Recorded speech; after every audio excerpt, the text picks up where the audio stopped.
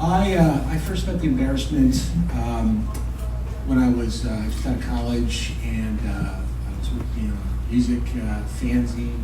The music person said, reached into a box and randomly pulled out, there we go, pulled out a red plastic cassette and said, do this one. And it turned out to be the Embarrassment's swan song called Retrospective. It had all their songs, some of their best songs on it. And for a band that was so obscure, I mean, I was living in Chicago, near New Orleans, and I was a fanzine, and I still hadn't heard of them. But I went home to do my review, and of course, the love affair that spanned all these decades began the moment I heard, "Sex Drive," the first song that was on the tape. And I wrote a gushy review that I don't remember much of, thankfully, but I did say one semi-profound thing that I've kind of carried with me throughout all these years of loving the band, and that was what I realized after I'd listened to it a couple times to try to figure out what to say, that no matter how many times I listened to it, it still felt like I was hearing it for the first time. And I know everybody that has a favorite band knows that experience. It's just there's that magical, it only happens. It's like true love. It happens once, and you can't believe it's happening to you. And so I listened to the band avidly. At every stage of my life, moving to different places, I always had that cassette. And I know that whatever generation I'm in is like going to tell you how great cassettes were, and if you're not in that generation, you're like, roll your eyes. But if you're from the cassette era, just having that piece of plastic in your hand and listening to it in your car, I think I'll just leave it. If you want to talk to me about that after the show, I'll get into it. I realized I'm way outside of my area of expertise. But eventually, I listened to the band so many times and was trying to figure out, like the people who made this documentary, they also were spent years trying to figure out the mysteries of the band, and at the same time worrying that they might figure out the mysteries of the band. I was sort of in the same camp, but I realized that I got to a point eventually where I distilled what the Embo's secret ingredients were, and to me, not every song did this, but if you listen to retrospective, which is like 20 songs, or Heyday, which if you don't have that, that's hard to get now, but that's like everything they ever did on CD. I realized that I had this. What was my thought? My thought was like that. Let me give you 1 second to figure it out, because I never did something on so many Embarrassment fans. I'm kind of flustered. The energy is too much. But I realized, this is what I was trying to say. I realized that what made the band great, in the totality, was that their songs were funny, they were sad, they were strange, they're beautiful, and that felt like a great way, like one way of like kind of process all these raw, indecipherable feelings that I had. And I took that. I was working on a show for kids. Right around the time I kind of boiled down the core of Embarrassment's greatness, and I took that template, those 4 ingredients for greatness and mystery and ever enduring love, and I applied it to the show, which ended up being The Adventures of Pete and Pete. So there's a real connection between that band, and if you're ever wondering why, if you're a fan of the show, you're ever wondering why the town that the kids lived in was Wellsville, is because there's a song called Wellsville that the Embarrassment sang. And if you ever listen to that song, and you should, it's one of their sadder, more bittersweet songs. It kind of gets across the idea that you'll listen to the song and you'll understand why it's the perfect name for a town in Pete and Pete.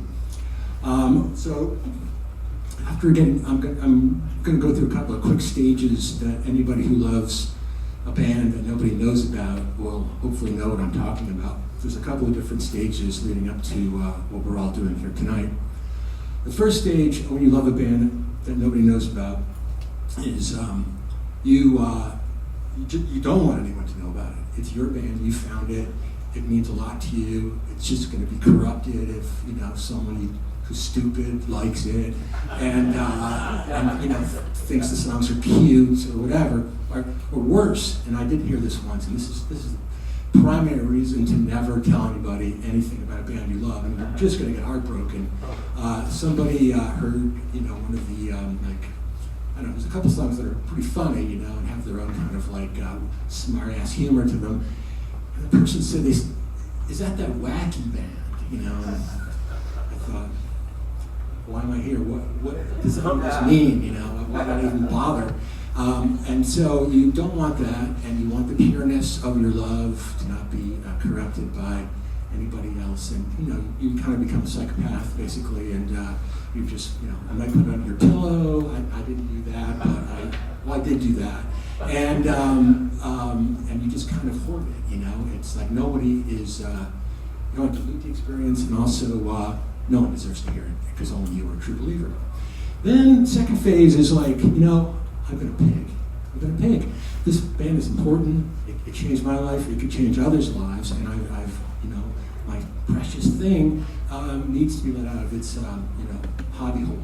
And so you start. In my case, you make cassettes, and if you're thinking CDs or Spotify playlists, it's all the same. Because the emotions that go into it are, I'm going to unleash my favorite band into the world by just putting maybe one or two songs somewhere in the middle of a collection of songs that they're going to like. And so they'll be all in the mood and thinking, wow, this, replacement, yeah, great. And then the embarrassment songs will play, and hopefully, they'll love it. And of course, it never really works out that way. I mean, at least in my case, it's the path is one of ongoing, like second guessing yourself, like why didn't I just keep it under my pillow? Why did I have to share it? Nobody gets it. And in my case, I don't know if this is as common in the post-cassette era. It probably is, but I remember the main reason for making compilation cassettes was to get girls to like you. And you would give them the cassettes, and then they wouldn't, I don't know if you ever went through this experience where you slave over a cassette, and because it's a cassette, you can't just go back and delete a song and put another one on. You have to kind of rewind it and run around, and you realize the song is ending, the record's playing, and you just have to dive and hit the stop button on your cassette player, and so on. So it's a real labor of love, and in most cases, even if you end up with the girl, as I did in a couple of cases, you see the cassette that you gave them, and it's clear that just by the little box that has the tape scroll in it, maybe one song, and so I went through that phase of trying to bring the embarrassment to the world, trying to get girls to like me, having this fantasy that somebody who maybe needs a little bit of a push to understand my greatness. Here's, Wellsville, and, we get married, and the embarrassment reunites and plays for us, and we all pogo. But it never turned out that way. So that leads to, and ultimately, it was a good thing. It was just like, band can drive you to madness, I must not let anyone see the precious thing. I must share it with the world. Fuck everybody. That's stage 3, by the way. Fuck everybody for not appreciating the sacrifice I made to bring this band to you. I could have just kept it to myself. Why didn't I? The world doesn't understand. They don't understand me. I'm just going to go and live on a rowboat. And so that's stage 3. And eventually you get to stage 4. Almost done. Stage 4 is you've gone through all these different stages. You still see what's funny, sad, strange, and beautiful. The songs still feel like you haven't heard them before, and they just keep renewing themselves. And then, you make no progress with any attempts to bring them to the world. And maybe you even start to wonder, I wasn't going to admit this, but I guess it's, we've spent some time together. You start to wonder, are they that good? And the doubts creep in. Like 20 years later, you're like, maybe I don't get it. Maybe the world gets it and I don't.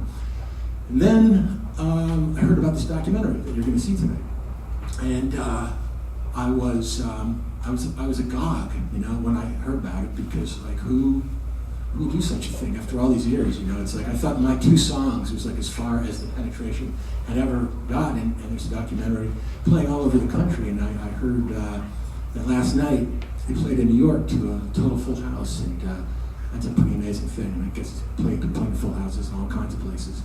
And so this stage, stage 5 or 4, whatever stage it is realizing that the band is really kind of getting its coming out party with this documentary, and all you folks are here to see it, and all the people have seen it across the country, and that is a much better way of, like I said, bringing the band to a wider audience than my pathetic attempts. And I'm grateful for Dan and Danny and what they did to make this happen. And if you've read any stories about them, it was a protracted experience. There's a gap between, they're both working on different versions of it, and it came together, and it took a long time for it to finally come to light. And I'm pretty sure you're really going to appreciate all the love that went into it. But what you may, so you can hear me talk about the mysteries of the band, and how there's secrets that never get solved, and there's just like this, what seems like a garage band featuring band members who are all wearing glasses, non-ironically. And I will say this to you, it's an observation that I own, and if you care to share it with others, and I will give you all rights to it. I believe that the true mark of a legitimately nerdy band that are unself-conscious about it and probably don't even think that they're nerds, you may think it's the horn-rimmed glasses, and that's not a bad guess. But what I'm going to share with you is it's radical, but I think if you think about it, or you watch a video of your favorite band, you'll say, he was right all along. It's when your guitar player wears a watch and a short-sleeve shirt. The watch, that's the true mark. And I know Bill Gaufrier, the guitar player for if you watch any tonight, you'll see it, you'll be like, damn straight, that guy's wearing a watch. It's good to know what time it is, when you're on stage, because you don't want to miss the bus. And so the last thing I'll say is this documentary used to make a vain attempt to have this whole commentary have a thematic kind of through line.